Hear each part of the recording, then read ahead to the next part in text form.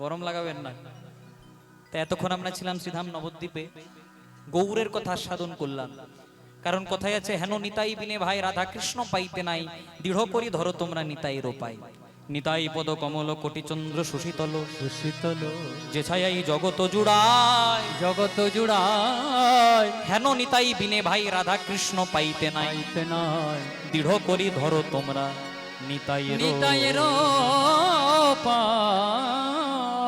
শ্রীকৃষ্ণের যতে গলীলা সর্বোত্তম নরলীলা, নরলীলা নরবপু তাহার স্বরূপ, তাহার স্বরূপ, গোপবেশ বেণুকর, গোপবেশ বেণুকর, নব কিশোর নটবর, নব কিশোর নটব, নরলীলা হয় অনুরূপ। নরলীলা হয় শ্রীকৃষ্ণের যতে লীলা, আমরা যেগুলো করি সেগুলো খেলা, আর ভগবান যেগুলো করেন সেগুলো লীলা। আহা, আমরা বলি না অমুক পালা শুনবো, ভগবানের কালীয় দমন পালা, কৃষ্ণ সুদামা পালা, কিন্তু ভগবানের পালা হয় না। পালা হচ্ছে দুটি, একটি আসার পালা, একটি যাওয়ার পালা, বাকি সব ঝালা পালা। পালা হয় যাত্রাতে, আর ভগবান যেগুলো করেন সেগুলো লীলা। কেন? আমাদের প্রমাণ আছে, শাস্ত্রের প্রমাণ। আমাদের দেহ তৈরি রক্ত মাংস হাড় দিয়ে, তিনটে পচে যাওয়ার ভয় থাকে। রক্ত পচে গেলে ব্লাড ক্যান্সার, মাংস তো পচে যাওয়ার জিনিসই, আর হাড়ে ঘুম ধরে। কিন্তু ভগবানের দেহ যে তিনটি বস্তু দিয়ে তৈরি, সেগুলো রক্ত মাংস হাড় নয়, সেটা হচ্ছে সৎ চিত আনন্দ। তাই ভগবানকে বলা হয় সচ্চিদানন্দ। ওই শ্লোকে বলে না, ঈশ্বর পরম কৃষ্ণ সচ্চিদানন্দ বিগ্রহ, অনাদিরাদি গোবিন্দ, সর্বকারণ কারণ। তাই আজকে আমরা যে লীলা শুনবো, একটু ভক্ত মার্গের লীলা। যে সক্ষরসের আহ্বানে ভগবান বৃন্দাবনে কয়েকদিন বাধা পড়েছিলেন। ভগবান বৃন্দাবনে লীলা করতেন পাঁচটি রসে, সখ্য, শান্ত, দাস্য, বাৎসল্য, মধু। আহা, সখ্য ভাব, আমি কৃষ্ণের বন্ধু, কৃষ্ণ আমার বন্ধু, সখ্য ভাব। শ্রীরাম সুদাম দাম বসুদাম সুদামা, সবাই এইভাবে ডাকতেন। শান্ত ভাব, বৃন্দাবনের গোপ গোয়ালারা এইভাবে ডাকতেন। দাস্য ভাব, কৃষ্ণ আমার প্রভু, আমি তার চরণের দাস। বাৎসল্য ভাব, কৃষ্ণ আমার ছেলে মেয়ে, আমি কৃষ্ণের বাবা মা, নন্দরানী নন্দরাজা। আর সর্বোপরি ভাব, মধুর ভাব। এইভাবে কে ডাকতেন? ব্রজেশ্বরী রাধা ঠাকুরানী। আর রাধারানী যে চোখে কাজল পরতেন, কেন? গোবিন্দের ভালো লাগে বলে পরতেন। চরণে নূপুর পরতেন, নূপুর পরলে গোবিন্দের ভালো লাগে তাই পরতেন। মানে যার সর্বদেহটা গোবিন্দ চরণে নিবেদিত ছিল, সেটাকে বলে মধুর ভাব। তা আজকে আমরা সক্ষরসে লীলা শুনবো। ভগবান বৃন্দাবনে সেই ভক্তের সঙ্গে কয়েকদিন লীলা করেছিলেন, আর শেষে দ্বারকায় গিয়ে তার সঙ্গে মিলন করেছিলেন। সে ভক্তের নাম আপনারা সবাই জানেন, আমি একটু ছোট করে ধরিয়ে দেব। ভগবানের বাৎসল্য রসের, ভগবানের সূক্ষ্ম রসের সবচেয়ে বড় লীলা সহায়ক, যার নাম ছিল ভক্ত সুদামা। আজকে আমাদের আস্বাদনের বিষয় কৃষ্ণ সুদামা লীলা। এই লীলা জানতে হলে, শুনতে হলে প্রথমেই একটি পদাবলী আস্বাদন করতে হবে। বলে বৃন্দাবন ধাম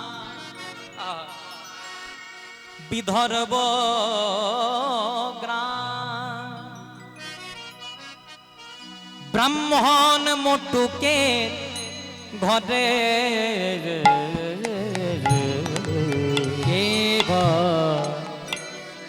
বৃন্দাবন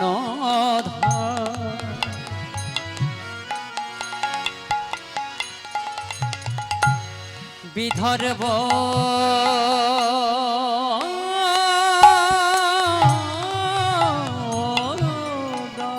জনম নীল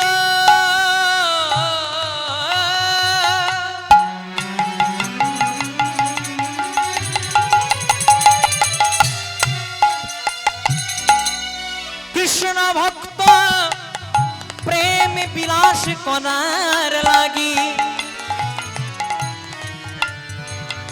এমন প্রেম দেখা যায় না।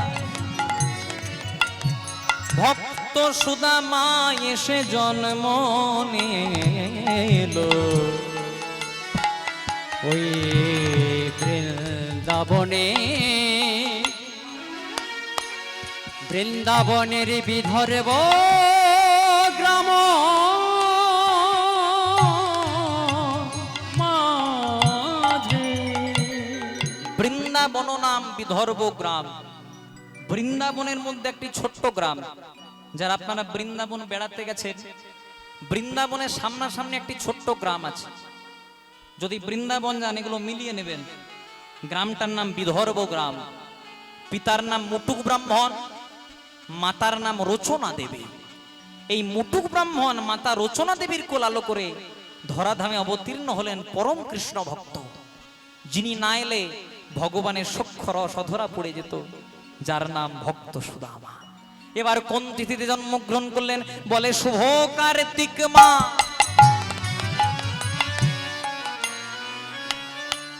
আবার উত্থান একাদশী। না শুভ শুভ শুভ,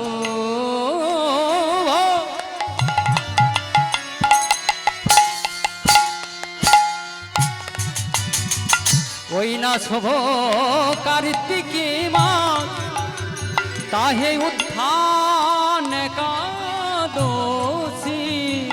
জনম নিল সুদামা, জনম নিল সুদামা। ওই শুভ কার্তিক মাস, শুভ কার্তিক মাস, উত্থান একাদশী, জনম নিল সুদামা, জনম নিল সুদামা। উল্লেখযোগ্য তিথি শুভ কার্তিক মাস। আমাদের 12টি মাসের মধ্যে সর্বশ্রেষ্ঠ মাস, তার নাম কার্তিক মাস। কার্তিক মাসকে বৃন্দাবনের ভাষায় আরেকটা নাম বলা হয়। কি মাস? দামোদর মাস। কখন নাম হয়েছিল? ভগবান শ্রীকৃষ্ণের আরেক নাম দামোদর। গোপাল ব্রজের ঘরে ঘরে মাখন চুরি করত, ননি চুরি করত। তাই একদিন সবাই মিলে যশোদাকে নালিশ করলো, হ্যাঁ রে যশোদা, ছেলেটাকে খেতে দিস না, আমাদের ঘরে যে চুরি করে। এবার যশোদা গোপালকে বললো, হ্যাঁ রে গোপাল, কোনোদিনও অভাব রাখি না, চুরি করিস কেন? মায়ের চরণে প্রণাম করে বলছে, মা কথা দিলাম আর কোনোদিনও চুরি করব না। কিন্তু বলাই যা, আগে 10-12টা ঘরে চুরি করতে, এখন বাবা 70-80টা ঘরে চুরি করে। আবার আরেকবার নালিশ করলো।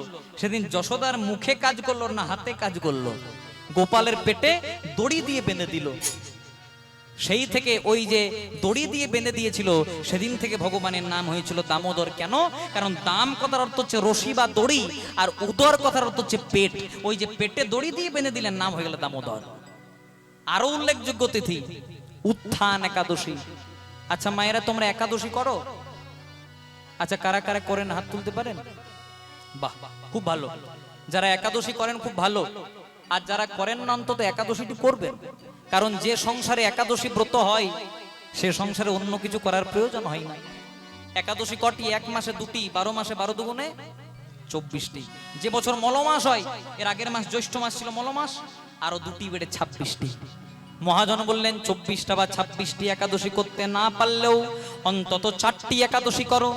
শয়ন উত্থান পাশ মোড়া, তাতে আবার ভীমে ছোড়া, মানে শয়ন একাদশী, উত্থান একাদশী, পার্শ্ব একাদশী, ভৈমী বা ভীম একাদশী, এগুলো করবেন মায়েরা। আবার আমরা অনেক জায়গায় বলি একাদশী করবেন, সঙ্গে সঙ্গে বলে বাবা একাদশী তো করবো, কিন্তু কি খাবো? মানে একাদশী হলো না, তার আগে খাবার চিন্তা হয়ে গেল। জয় রাধে। মানুষ পেট সামলাতে পারে না এখন। আবার আমার পাশের বাড়িতে একজন একাদশী করে, একাদশীও করবে, আবার 52টা লুচিও খাবে। জয় রাধে। ও একাদশী করলে আপনি একাদশী হয়ে যাবেন। জয় রাধে। তো শয়ন উত্থান পাশ মোড়া, তাতে আবার ভীমে ছোড়া, পাগলার 14 পাগলিরা টিহা বুঝে কাল কাট। পাগলার 14 মানে শিবরাত্রি করো মায়েরা? শিবরাত্রি করো না?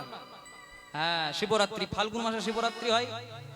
এবছর যেমন পড়েছে ফাল্গুন মাসের 21 তারিখ বোধ হয় শিবরাত্রি। আর কয়েকদিন পরে আসছে আবার আর একটা পবিত্র দিন, শ্রাবণ মাস। সবাই জল ঢালতে যায় শিবের মাথায়। হিন্দু সনাতনী হয়েছেন, ভক্তি ভরে জল ঢালবেন। জয় রাধে। তাহলে পাগলার 14 পাগলির 8, পাগলার 14 মানে শিবরাত্রি। আচ্ছা বলো তো মায়েরা, পাগলা যদি শিব হয়, পাগলি কি হবে? মা দুর্গা। পাগলার 14 মানে শিবরাত্রি, পাগলির 8 মানে দুর্গাষ্টমী। মহাজন বলেন এগুলোও যদি না করতে পারিস, তাহলে 2টো ছেলের জন্মদিন পালনে যেন না হয় ভিন। দুটো ছেলে কে কে? প্রথম ছেলে রাম। রামের জন্মকে কি বলে? জোরে বলবেন। আগে ভয় ছিল, এখন আর ভয় নাই। হ্যাঁ, এখন পদ্ম ফুল ফুটে গেছে। জয় রাধে। রাম রাজ্যে থাকেন। হ্যাঁ, ভয় একদম পাওয়ার দরকার নাই। এখন কিছু হলে ডাইরেক্ট ইনকাউন্টার। সকালে নেবে আর বিকেলে খরচা করে দেবে। ওই বলেছেন না আমাদের সরকার থেকে, নিতাই গৌর প্রেমানন্দে হরি হরি বল। রামের মতো সন্তান প্রত্যেকটা ঘরে ঘরে হওয়া দরকার। আমি প্রত্যেক জায়গায় প্রচার করি, কেউ খারাপ ভাবে নেবেন না। রাম অন্য কারো নয়, রাম হচ্ছে হিন্দু সনাতনীদের। বাবা মা যখন মারা যায় কি বলে? রাম নাম সত্য হ্যায়, রাম নাম সত্য হ্যায়, রাম নাম। সত্য হ্যায়। তার মানে কি তারা বিজেপি করে? এসব কথা একদম বলবেন না। পার্টি পলিটিক্স আলাদা জায়গায়, রাম আলাদা জায়গায়। রামের মতো সন্তান প্রত্যেকটা ঘরে ঘরে হওয়া দরকার। যে রাম শেখালো পিতৃ সত্য পালন করবার জন্য বনবাসে যেতে হয়, যে রাম শেখালো বাবা মায়ের চরণে প্রণাম করতে হয়, সে রামের মতো সন্তান আপনার ঘরে হওয়া মানে আপনার সৌভাগ্যের ব্যাপার। আমি প্রত্যেক হরিবাসরে প্রচার করি, এখানেও করব, কেউ খারাপ ভাবে নেবেন না। যদি জ্বর হয় তাহলে ম্যালেরিয়া টেস্ট করান। যদি জ্বর হয় তাহলে ম্যালেরিয়া টেস্ট করান। যদি নাকে গন্ধ না পান তাহলে করোনা টেস্ট করান। আর যদি হিন্দু হয়ে রাম বলতে মন না যায় তাহলে ডিএনএ টেস্ট করান আপনি হিন্দু কিনা। নিতাই গৌর প্রেমানন্দে হরি হরি বল। তাহলে দুটো ছেলের জন্মদিন পালনে যেন না হয় ভিন। প্রথম ছেলে রাম, রামের জন্ম রামনবমী। আর তারপরে ছেলে কৃষ্ণ, কৃষ্ণের জন্ম জন্মাষ্টমী। আর মহাজন বলেন, কিছুই যদি না পারিস তবে ভৈয়ার খালে ডুবে মরিস। মানে ভগীরথের আহ্বানে গঙ্গা নেমে এসেছিল পৃথিবীতে। যদি গঙ্গাতে ভক্তি ভরে অবগাহন করতে পারেন, আমাদের মানব জন্ম ধন্য হয়ে যাবে। তাহলে এই যে সুদামা, সুদামার পূর্ব পরিচয় কি? বলে ত্রেতার ভরত আসি জন্ম নিল। ত্রেতার ভরত আসি জন্ম নিল। ত্রেতার ভরত আসি জন্ম নিল। ত্রেতার ভরত আসি জন্ম নিল। সেজন দাপরেতে সুদামা হলো। ত্রেতার ভরত আসি জন্ম নিল। সেজন দাপরেতে সুদামা হলো। ত্রেতার ভরত আসি জন্ম নিল। ত্রেতার ভরত আসি জন্ম নিল, দাপরে সেই তো সুদামা হলো। এই ভরতেই সুদামা। ত্রেতা যুগে চার ভাই, রাম লক্ষণ ভরত শত্রুঘ্ন। তার মধ্যে আমরা রামের সঙ্গে লক্ষণের নামটা পাই, কিন্তু ভরতের নামটা এতটা পাই না।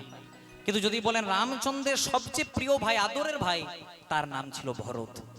আর এই ভরতেই যে সুদামা, সুদামাই যে ভরত, তার প্রমাণ কি? প্রমাণ যদি পেতে হয় আমাদেরকে চলে যেতে হবে রামায়ণে। রাজা দশরথের ডান হাতের দুটো আঙ্গুল গলে খসে পচে রক্ত পুজে পরিণত হয়েছিল। এখনকার দিনে যদি দেখানো হতো তাহলে বলতো রাজা দশরথের ক্যান্সার হয়েছে। চতুর্দিকে খবর চলে গেল, কত কবিরাজ আসে, কত চিকিৎসক আসে, কেউ কিন্তু রাজা দশরথের কঠিন ব্যাধি থেকে তাকে মুক্তি দিতে পারলো না। কেউ যখন মুক্তি দিতে পারলো না, রাজা দশরথ দিন গুনতে শুরু করলেন। কেউ যখন ঠিক করতে পারলো না, শেষে একজন অনামী কবিরাজ। দেখবেন আমাদের যখন বড় বড় কোনো রোগ হয়, অসুখ হয়, আমরা ছুটে যাই ভেলোরে, অ্যাপেলোতে, দক্ষিণে। সেখানে ডাক্তারেরাও যখন আমাদেরকে জবাব দিয়ে দেয়, কিছু কিছু সময় হয় আমাদের সামনাসামনি যারা ডাক্তার থাকে, ওই হাতুড়ে ডাক্তার, তাদের ওষুধে আমরা ঠিক হয়ে যাই। তেমনি কেউ যখন ঠিক করতে পারলো না, একজন অনামী কবিরাজ রাজামশাইকে বলে, রাজামশাই আপনি ভালো হয়ে যাবেন। কি করতে হবে? কোনো ওষুধ লাগবে না, কোনো জড়িবুটি লাগবে না।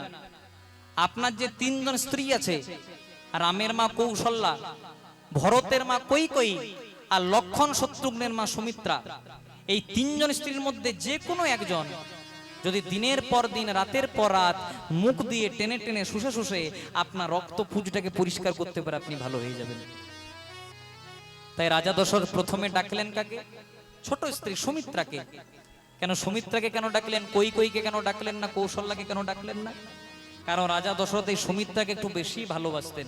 বয়সটাও ছিল কম আর দেখতেও ছিল সুন্দরী, এর সঙ্গে একটু বেশি সময় কাটানোর চেষ্টা করতেন। কিন্তু কে আপনাকে বেশি ভালোবাসে এটা সুখের দিনে বোঝা যায় না। আপনার যখন টাকা পয়সা থাকে, যখন মান যশ প্রতিপত্তি থাকে, সবাই বলে আমি তোমার সাথে আছি। কিন্তু যেদিন আপনার দুঃখ হবে, কষ্ট হবে, যন্ত্রণা হবে, বিপদের সময় যে আপনার পাশে থাকবে সে আপনার প্রকৃত বন্ধু। তাই প্রথমেই ডাকলেন সুমিত্রাকে। সুমিত্রা, বলো না সুমিত্রা, তুমি পারবে তোমার মুখ দিয়ে টেনে টেনে শুষে শুষে আমার রক্ত পুঁজিটাকে পরিষ্কার করে দিতে? এবার যাকে বেশি ভালোবাসতেন তার উত্তরটা মিলিয়ে নিন, স্বামী আমি তোমার জন্য জীবন দিতে পারবো, কিন্তু তোমার ওই রক্ত পুচ্ছি ওরা পরিষ্কার করতে পারবো না। তাই যাকে বেশি ভালোবাসতেন সে ভালোবাসে না। এবার ডাকলেন কাকে? যাকে আমরা রামায়ণে মাথার উপর করে তুলে রাখি, রামের মা কৌশল্যা। কৌশল্যাকে ডেকে পারবো, কৌশল্যা বলো না কৌশল্যা, তুমি পারবে তোমার মুখ দিয়ে টেনে টেনে শুষে শুষে আমার রক্ত পুঁজিটাকে পরিষ্কার করে দিতে? কৌশল্যা বলছে, স্বামী পরিষ্কার করে বলাই ভালো, আমি তোমার জন্য জীবনও দিতে পারবো না, আর তোমার ওই রক্ত পুঁজ তো অনেক দূরের কথা। রাজা দশরথ মৃত্যু শয্যায় শায়িত হয়ে গেলেন। সুখেরও লাগিয়া এ ঘর বাঁধিন, অনলে পুড়িয়া গেল, অনলে পুড়িয়া গেল।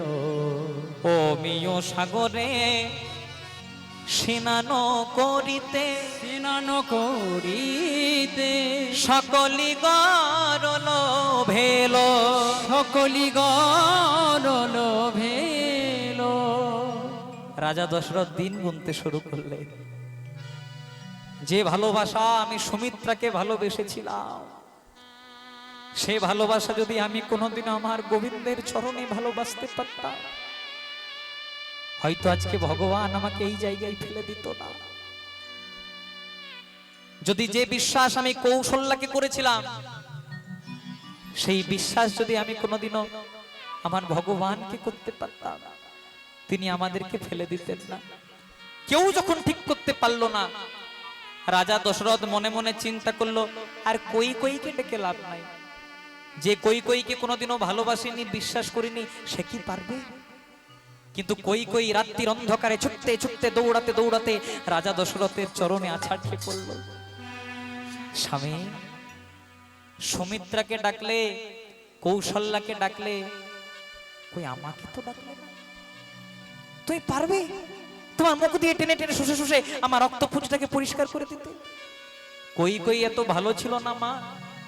কই কই রাজা দশরথকে জড়িয়ে ধরে বলছে, স্বামী আমার কাছে সবচেয়ে দামি হলে তুমি। একজন সধবা রমণীর অহংকার তার স্মৃতির সিঁদুর, সেই স্মৃতির সিঁদুর তুলে দিয়েছো তুমি আমার মাথায়। তাই আমি যদি তোমার জন্য জীবন দিতে পারি, সামান্য রক্ত পুঁজ পরিষ্কার করতে পারবো না? এই কই কই দিনের পর দিন রাতের পর রাত মুখ দিয়ে টেনে টেনে শুষে শুষে রক্ত পুঁজটাকে পরিষ্কার করে দিয়ে রাজা দশরথকে ভালো করে দিলেন। রাজা দশরথ ভালো হয়ে গেলেন। কই কইকে জড়িয়ে ধরে বলছে, কই কই আমি জীবনে তোমাকে কোনোদিনও ভালোবাসি নাই, আর জীবনে কোনোদিনও তোমাকে বিশ্বাস করি না, বিশ্বাস করি না। কিন্তু আজকে তুমি আমাকে বুঝিয়ে দিলে আমার আপন বলতে তুমি ছাড়াই আর অন্য কেহ নাই, আর অন্য কেহ নাই। তাই তুমি আজ আমার কাছে যা চাইবে, তোমাকে দুটো বর দেব, ওই দুটো বরে তুমি আমার কাছে যা চাইবে আমি তোমাকে তাই দেব। কই কই বলল, স্বামী এখন আমার প্রয়োজন নাই, যেদিন প্রয়োজন হবে আমি আপনা আপনি তোমার কাছে চেয়ে নেব। এত বড় রামায়ণ হলো, এইটুকু জায়গায় একটু ফাঁকা পড়ে রয়ে গেল। বর দুটো চাইতে বেশি দেরি হলো না।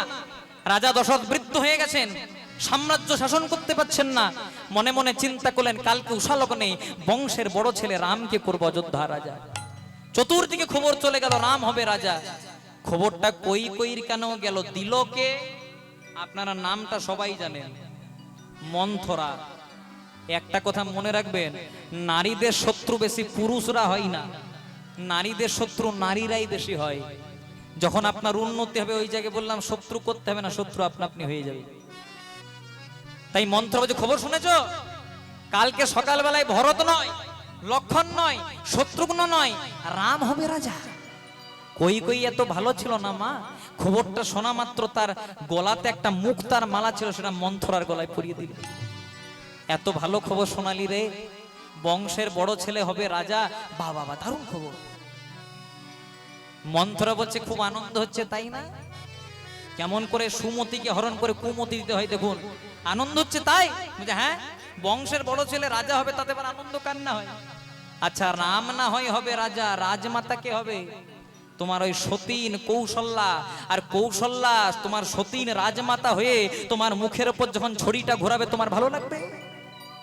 গঙ্গা জলের মতো কিছুক্ষণের মধ্যেই পরিষ্কার হয়ে গেল কে আপন আর কে পর। কই কই ছুটতে ছুটতে দৌড়াতে দৌড়াতে আজকে রাজা দশরথের চরণে আছাড় খেয়ে পড়ল। স্বামী, ওই যে দুটো বর চাইতে বলেছিল, দুটো বর নিতে এসেছে। কি দুটো বর? এক বরে রামকে ছেড়ে ভরতকে করতে হবে অযোধ্যা রাজা। রাজা দশরথ থরথর করে কাঁপছে। তার স্বামী আরেকটা বর বাকি আছে, আর আরেক বরে তোমার প্রিয় পুত্র রামকে করতে হবে 14 বছরের জন্য বনবাস। না বলো না, না বলো না, এমন কথা বলো না, এমন কথা বলো না। আমি রামকে বড় ভালোবাসি, রামকে বড় ভালোবাসি। ও গো আমার প্রাণের কই কই, প্রাণের কইয়ে কইয়ে রামকে বনে যেতে বলো না গো। তুমি রামকে বনে যেতে বলো না গো। এমন কথা বলো না কই কই, আমি যে রামকে বড় ভালোবাসি গো, প্রয়োজনে রামকে ছেড়ে ভরতকে করব রাজা, কিন্তু রামকে বনে যেতে বলো না। একজন পিতা মাতা তার সন্তান বা সন্ততিকে কেন মানুষ করে জানো মা? শেষ বয়সে খাওয়া মাখা পরার জন্য নয়, আর দুর্গা পূজার দিনে একটা দামি শাড়ি পাওয়ার জন্যও নয়। বাবা মায়ের যখন বয়স হয়ে যায়, যখন তাদের আপন বলতে কেউ থাকে না, দিনের শেষে কোনো ছেলে বা মেয়ে যদি একবার বাবাকে বাবা, মাকে মা বলে না ডাকে, তাদের ভেতরে দাউ দাউ করে আগুন জ্বলতে থাকে। এমন কথা বলো না কই কই, আমি রামকে যে বড় ভালোবাসি গো, আমি রামকে বড় ভালোবাসি। স্বামী হয়ে তোমার চরণে ধরে একটাই নিবেদন, প্রয়োজনে আমি ভরতকে রাজা করব, রামকে বনে যেতে বলো। দরজার আড়াল থেকে সব শুনছিলেন রামচন্দ্র। পিতা দশরথের চরণ দুটিকে জড়িয়ে ধরে বলছে, পিতা, এই সংসারে কতজনা সৌভাগ্য হয় পিতৃঋণ শোধ করবার সুযোগ পায়। আমি এক সন্তান যে পিতৃঋণ শোধ করবার সুযোগ পেলাম। পিতৃসত্য পালিবারে আমি যাব বনে, আশীর্বাদ করো বাবা, আমি যেন তোমার মর্যাদা রক্ষা করতে পারি। সকাল হয়ে গেল, রাম যাচ্ছে বনে, লক্ষণ গেল তার সনে, সীতা দেবীও গেল তার সনে। রাজা দশরথ শেষবারের মতো রামকে জড়িয়ে ধরে বলছে, রাম রে, রাম রে। সনাতন ধর্মে নিয়ম আছে, বাবা মা যখন মারা যায়, বংশের বড় ছেলে বাবা মায়ের মুখে আগুন দেয়, কিন্তু আগুন তো দেওয়া হলো না বাবা, দেওয়া হলো না বাবা। তুই আগুন দিলি আমার মুখে নয়, আমার বুকে। যতদিন তোর এই অভাগা পিতা বেঁচে থাকবে, আর যতদিন তুই বনে থাকবি, আমার ভেতরে দাউ দাউ করে আগুন জ্বলতে থাকবে, ভেতরে দাউ দাউ করে আগুন জ্বলবে।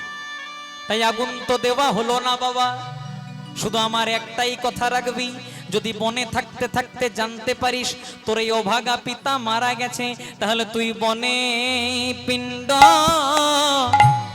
দিয়ে দিবি, ওই বনেই পিণ্ড দিয়ে দিবি, তুই বনেই পিণ্ড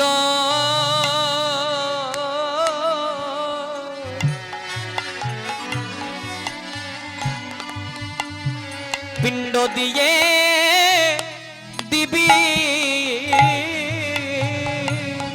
ওই বনে পিণ্ড পিণ্ড দিয়ে দিবি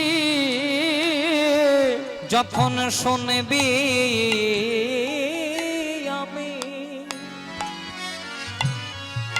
আমি মারা গেছি, ওই বনে পিণ্ড দিয়ে দিবি যখন শুনবি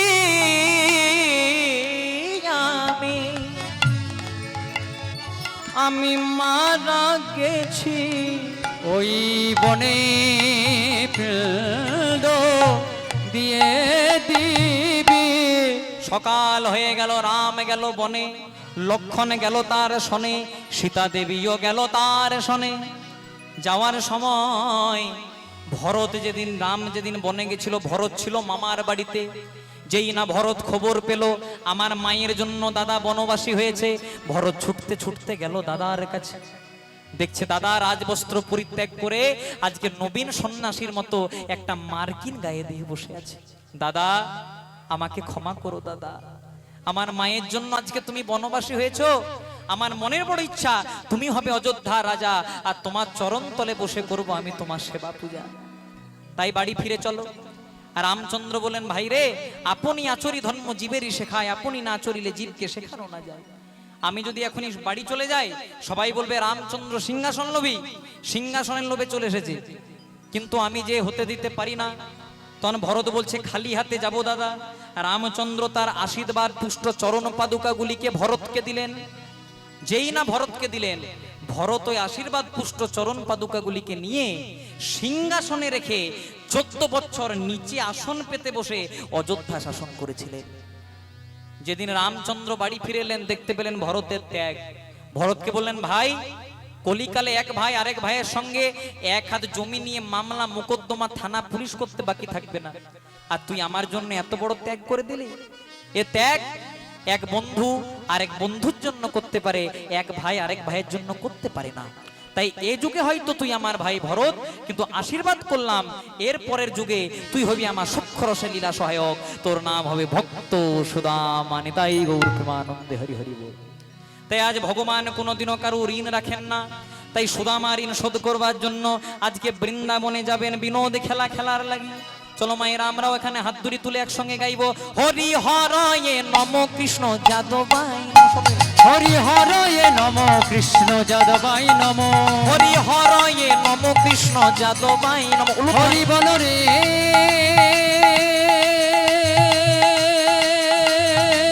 জয় গৌর হরি বল।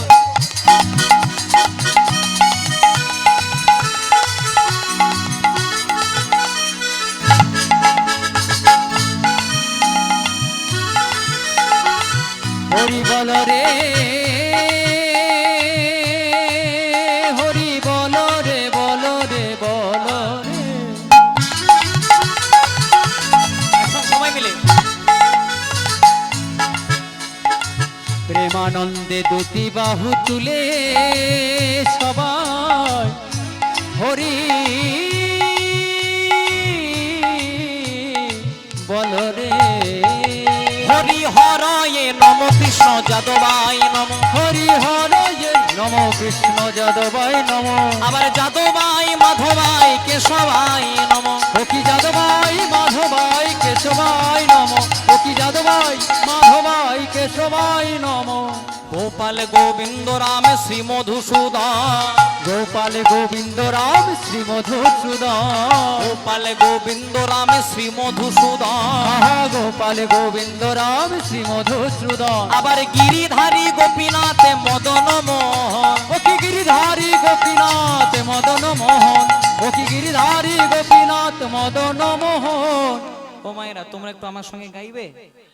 আমার সঙ্গে যারা যারা এসেছিল তারা কিচ্ছু বাজাবে না, আমি একবার বলবো তোমরা একবার জোরে জোরে হাতে হাতে তালি দিয়ে হরি হরয়ে নম কৃষ্ণ যাদবাই নম, হরি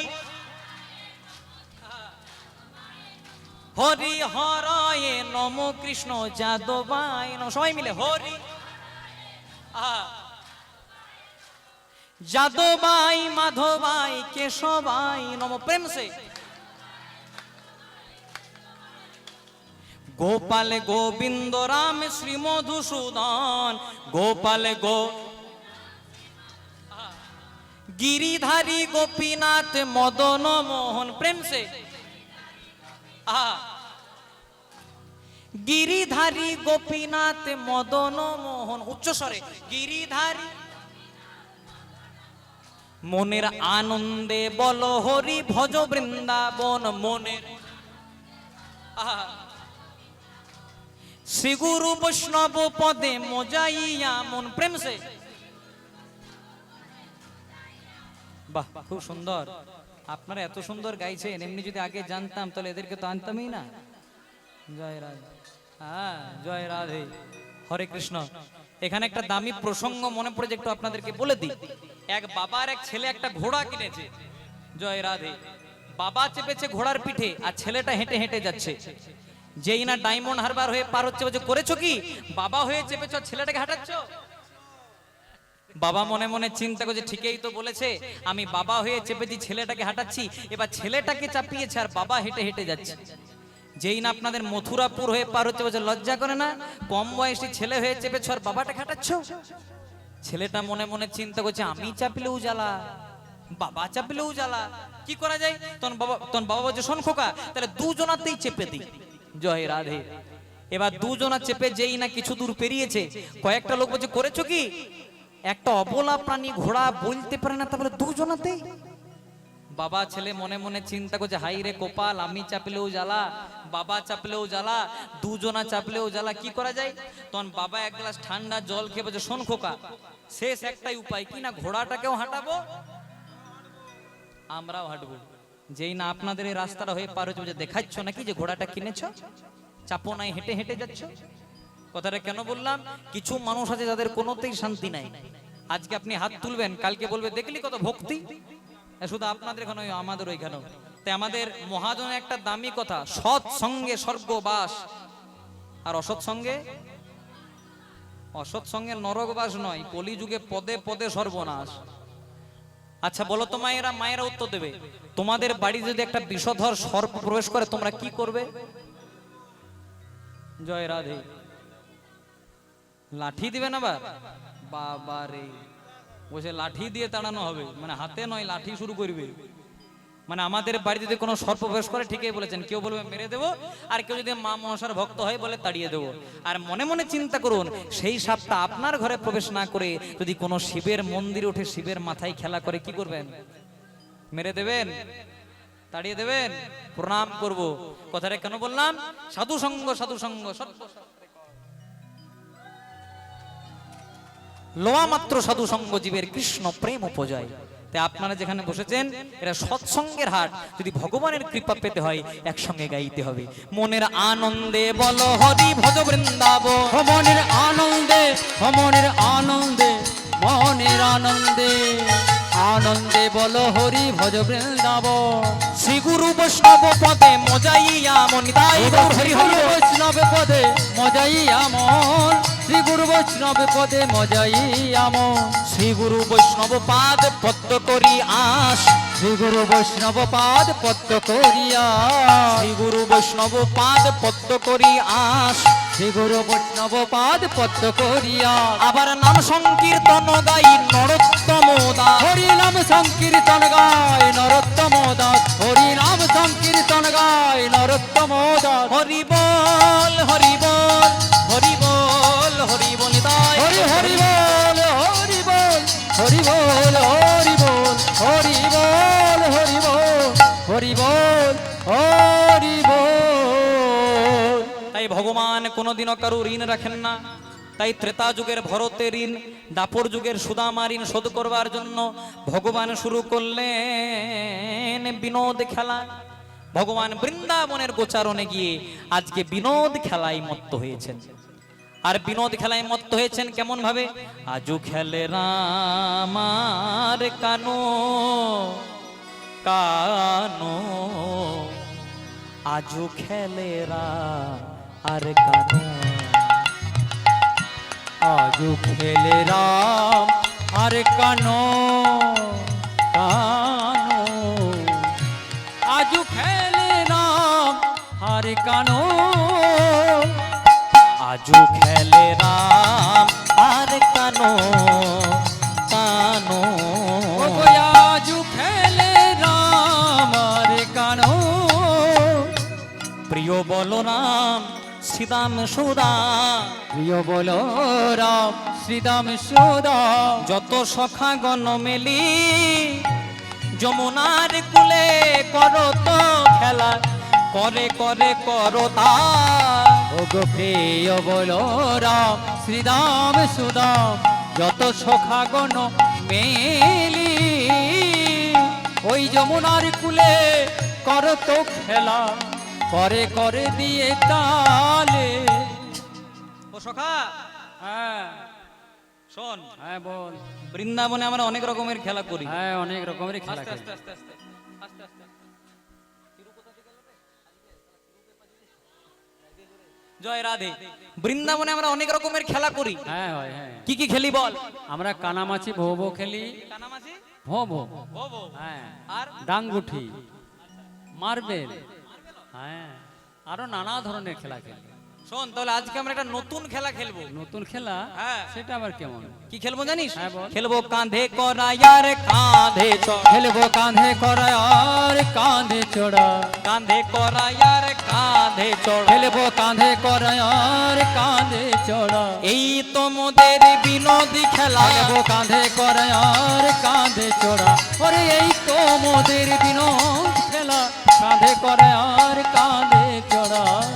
হ্যাঁ রে, হ্যাঁ কাঁধে করা কাঁধে চড়া যদি খেলি, হ্যাঁ, সবাই তো কাঁধে চাপতেই চাইবে। ঠিক ঠিক ঠিক। এইটাও তো তোর কাঁধে চাপবে। ও চেহারা দেখ, তোর চেহারা দেখ। হ্যাঁ, জয় রাধে। তাহলে এমনি করলে হয় নাকি? না। তাহলে কি করতে হবে বল? শোন, এই খেলার একটা নিয়ম আছে। আচ্ছা, নিয়ম? হ্যাঁ। কি নিয়ম? এই খেলা খেলতে খেলতে যে হেরে যাবে সে বাকি সকল সখাদের কাঁধে করবে। যে হেরে যাবে সে সকলকে কাঁধে করবে। হ্যাঁ হ্যাঁ, আচ্ছা, তাহলে হারবে কি করে? হারবে কি করে? হ্যাঁ, এখন আমরা কোথায় দাঁড়িয়ে আছি বলতো? গাছের তলায় তো। হ্যাঁ, এ তো গাছ আছে, তো এই সামনে গাছ। তুই এক কাজ কর কেনাই, হ্যাঁ, যেহেতু আমরা 26 জন সখা মিলে খেলছি, তুই প্রথমে ভালো ভালো দেখো ওই গাছ থেকে 26টি পাতা তোল, তারপর ওই 26টি পাতার মধ্যে একটি পাতাতে বড় করে একটি ছিদ্র করে দে, তারপর পাতাগুলো ওলট পালট করে মিশিয়ে তুই চুপটি করে গাছের তলায় দাঁড়িয়ে থাক, আর আমরা তোর বাকি সখারা রয়েছি না, চোখ বন্ধ করে তোর কাছে এক একজন সখা যাব আর এক একটি পাতা নেব, আর যার ভাগ্যে ওই ছিদ্রযুক্ত পাতাটি জুটবে সে হবে আজকের খেলার চোর। নিয়ম বুঝলেন? 26 জনের খেলা, 26টা পাতা পেড়েছে, একটা পাতার মধ্যে বড় করে ছিদ্র করে ওলট পালট করে মিশিয়ে তোর পাতা কেমন? ভালো? সুবল তো বাচিক করে বল।